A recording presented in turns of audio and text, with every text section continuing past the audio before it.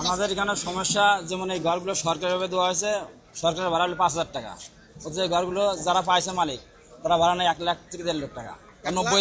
1 লাখ টাকা ভাড়া আছে, 90,000 টাকা ভাড়া আছে, 60,000 টাকা ভাড়া আছে ঘর বুঝে।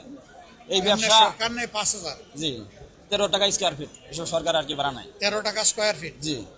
ওই হিসেবে 400 স্কোয়ার ফিট ঘর আছে, ভাড়া যা আসে, কিন্তু মালিকরা ভাড়া নিচ্ছে 1 লাখ, কেউ কোনো ঘর প্রতি 1.5 লাখ। এই মালিক কারা? মালিক ওই যে বিগত সরকার আমলে মালিক টাকা তো পাইছে সরকার, সরকার। তাইলে আবার মালিক কারা? মাছ না, এই ঘরগুলো বরাদ্দ হয়েছে বিভিন্ন জনের নামে। বিভিন্ন জনের নামে। বিগত সরকার আমলে যারা ব্যবসা করে তারা ঘর পায় নাই, বিভিন্ন রাজনীতির নেতারা পাইছে ঘর, কিন্তু আমরা যারা সাধারণ তারা ব্যবসা এখানে ব্যবসা করে।